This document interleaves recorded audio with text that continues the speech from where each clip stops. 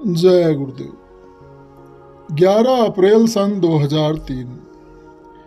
श्याम को परम पूज्य परम आदरणीय अनामी महाप्रभु की अति असीम दया कृपा और मेहर से ध्यान में दिखाई दिया कि एक जंगल है, उसके तरह तरह के क्षण क्षण में सीन बदल रहे हैं। फिर एकदम मेरे सामने एक कमरे नुमा मंदिर प्रकट हो गया। मंदिर क्या, एक छोटा सा कमरा है। वो पूरा का पूरा अति से अति सुंदर चमकदार सोने से बना है। उस सोने की चमक से पूरा आसपास का एरिया रोशन हो रहा है। उस चमक की रोशनी अजीब किस्म की थी। मैं उस मंदिर की शोभा को और सजावट को सोने की ही समझ पाया। बाकी किस धातु का है ये तो स्वामी जी महाराज ही जाने।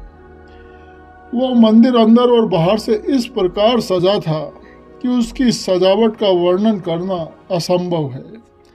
मंदिर में जगमग जगमग ज्योति की रोशनी शोभायमान है। रोशनी बहुत ही शोभायमान थी, अजीब किस्म की थी। क्षण क्षण में सजावट के अति से अति सुंदर सीन बदल रहे थे।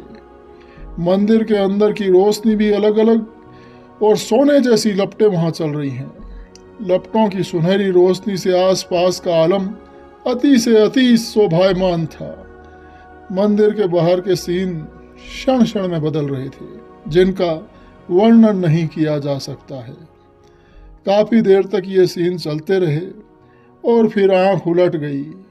आंख उलट गई तो सिर के ऊपर भी सैकड़ों गुना सुंदर सीन चल रहे हैं, जो क्षण क्षण में बदल रहे थे। सिर के ऊपर सोने और दूसरे अनमोल मोतियों से पूरे आकाश और वहां के मंडल को सजाया गया था, या यूं कह लीजिए सजा हुआ था। कुछ देर बाद सामने जब नजर गई तो वही कमरे नुमा मंदिर सामने था। अब की बार उस मंदिर के दरवाजे में एक किसी देवता की मूर्ति थी, जिसकी लंबाई 7-8 फीट से कम नहीं थी। पूरी प्योर सोने की थी। पूरी मूर्ति चम चम कर रही थी। मूर्ति आगे पीछे दाएं बाएं भी चल रही थी। उस मूर्ति की सजावट के सीन क्षण क्षण में बदल रहे थे। कभी मोतियों की कसीदाकारी से तो कभी किसी और चीज से अति सुंदर सीन क्षण क्षण में बदल रहे थे। उस सजावट की चमक या सजावट की रोशनी से पूरा मैदान, मंडल और आसमान चमक रहा था।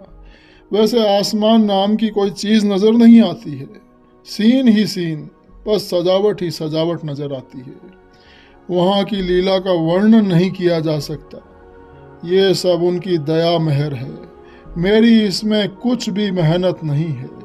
धन्य हो मेरे सतगुरु, धन्य हो हमारे सच्चे रहनुमा, धन्य हो, धन्य हो। हे सर्वे सर्वा, आप ही सब कुछ हैं। आदि भी आप हैं और अंत भी आप हैं। आपकी लीला अवर्णनीय है। धन्य हो हे अनामी महाप्रभु, जो मुझ जैसे निर्लज्ज अधम नीच निकृष्ट पापी जीव के लिए भी कितना कुछ आप कर रहे हैं। जो मुझे दिखा और सुना रहे हैं, ये सब आपकी अथाह मेहनत, मेहर और दया का फल है। मैं इतना निकृष्ट जीव हूँ कि आपके सामने आने के काबिल भी नहीं हूँ। हे दाता, मैं पापी हूँ, आप पतितों के पावन हो। इन सीनों को मैं शाम 7 बजे से लेकर रात 8:15 बजे तक लगातार देखता रहा। फिर भी ये सीन एक से एक चल रहे थे, पर मुझे उठना पड़ा। 12 अप्रैल सुबह ध्यान में कुछ रंगीन चीजें दिखाई दी, जो कुल 30-35 सेकंड तक ही दिखाई दी। उनका वर्णन नहीं किया जा सकता है। शाम को ध्यान में गुरु महाराज की दया से दिखाई दिया कि एक रफ सा जंगल है। उसमें फिर लंबी गैलरी दिखाई दी, जिसकी लंबाई का कोई अता पता नहीं था। उसमें अंट संट सामान भरा हुआ था, जो पहचान में नहीं आ रहा था कि क्या है। उस गैलरी के अलावा इधर उधर के सीन अनगिनत चल रहे थे और उनके क्षण क्षण में सीन बदल रहे थे। फिर मेरे से 20-25 फीट के फासले पर एक चौकोर सीमेंट का गड्ढा यानी छोटा सा टैंक बना था। उस गड्ढे में से उस गड्ढे की चौड़ाई के अनुसार एक सीमेंट के रंग जैसा कपड़े के थान की तरह निकलकर आसमान की तरफ जा रहा था। जैसा कि उसे ऊपर कोई खींच रहा हो।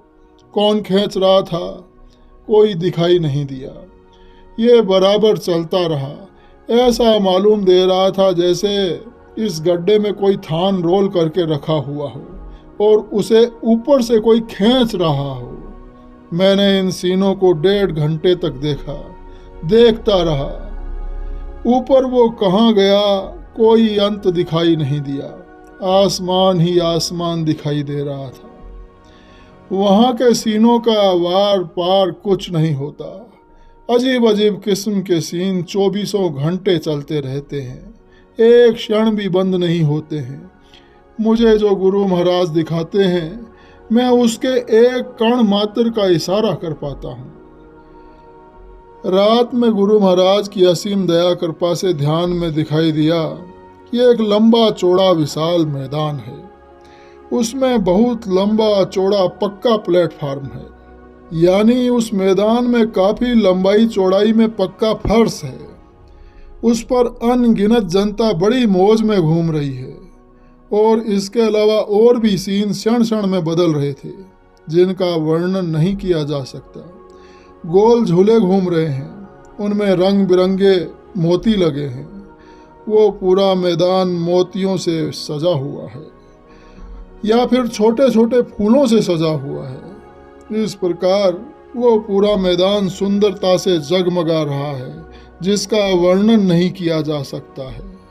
जगह जगह फुलवारी की भरमार, और वह भी अलग अलग डिजाइनों में। क्षण क्षण में सीन वहाँ बदल रहे हैं। फुलवारी अपनी जगह पर घूम रही है, जैसा कि यहाँ चित्र में इशारा किया गया है। फिर मैंने देखा कि मेरी बाईं साइड में कोई कुछ है जो 7 से 8-9 फीट ऊंचा है। नीचे की चौड़ाई 7-8 फीट है। वो नीले रंग के तिकोन टुकड़ों से बनी है जो अपनी जगह पर घूम रही है। वे टुकड़े लगे हैं, वो चमक रहे हैं, जिनमें से हरी चमचमाती रोशनी निकल रही थी। उधर मेरे दाहिनी तरफ एक अति सुंदर गोलाई में लगी फुलवारी अपनी जगह पर घूम रही थी और क्षण क्षण में उसके सीन बदल रहे हैं और उसके फूलों की चमक अति सुंदर और अवर्णनीय है। ये दोनों सीन दाएं बाएं अपनी जगह पर घूम रहे थे। जो त्रिभुज दिखाया गया है वो इसी प्रकार का सीन था। वो अनेकों तिकोनों टुकड़ों से मिलकर बना हुआ था। उन सब का रंग नीला था जो अपने में अति सुंदर था। रंग कैसा था पर मुझे नीला मालूम दिया। बाकी तो वहाँ की माया को गुरु महाराज जाने। गोल बगीचा अति सुंदर था, उसका वर्णन करना अति कठिन है। ये केवल एक इशारा किया है। इसके अलावा और भी अनेकों सीन क्षण क्षण में बदल रहे थे जिनका वर्णन नहीं किया जा सकता। फिर ये दोनों सीन आलोप हो गए। फिर मेरे पास एक आदमी आया। आदमी कद में लंबा था। उसके दोनों हाथों में एक छोटी हांडी की तरह का एक बर्तन था। वो आदमी मुझसे 1.5 फीट के फासले पर खड़ा था। उस मिट्टी के बर्तन में 10-15 बूंद पानी जैसा कुछ था। मैं उसे देखता रहा। उसी समय मेरे बाईं ओर मेरे से 1-1.5 फीट के फासले पर एक दूसरा आदमी खड़ा था। उसने मुझसे कहा कि ये बड़ी मुश्किल से प्राप्त हुआ है, ले लो, ये तेरे लिए है, ले ले। मैंने वास्तव में अपने दोनों हाथ इस तरह फैलाए जैसे चरणामृत लेने के लिए फैलाते हैं। उस आदमी ने उस मिट्टी के बर्तन में जो कुछ था मेरे हाथ में उड़ेल दिया।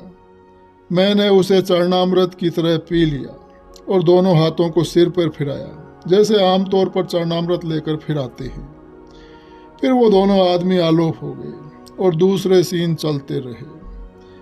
फिर मेरे पैरों में दर्द होने के कारण मैं उठ गया। तो जो दोनों सीनों का इशारा किया, अति से अति वो सुंदर सीन थे, दृश्य थे। फुलवारी का सीन तो क्षण क्षण में बदल रहा था और अपनी जगह पर दाएं से बाएं घूम रहा था और उन पर अति विचित्र रोशनी थी। उनकी सुंदरता का वर्णन किया ही नहीं जा सकता है। वो अपनी जगह पर इस प्रकार घूम रहे थे कि कुछ कहा नहीं जा सकता। दूसरे सीन भी क्षण क्षण में बदल रहे थे। मैं रात के 11 बजे से 12:40 तक ये सारे सीन देखता रहा। ये सब परम पूज्य गुरु महाराज की असीम कृपा से हो रहा है। मैं तो इस दया के काबिल नहीं था। हे दाता, मैं पापी हूँ, मेरे गुनाहों को क्षमा करना। मैं पतित हूँ, आप पतितों के पावन हो। हे दाता, मैं नीच और निकृष्ट हूँ, मुझे दया की भिक्षा दे देना। हे दाता, आपके कण का पार भी कोई नहीं पा सकता है। हे दाता, आपकी लीला अजीब और अपरंपार है। आपकी लीला अपरंपार है। आपकी लीला अपरंपार, क्षण में करावें भव सागर पार। गुरु जी की महिमा अपरंपार, क्षण में करावें भव सागर पार। जय गुरुदेव।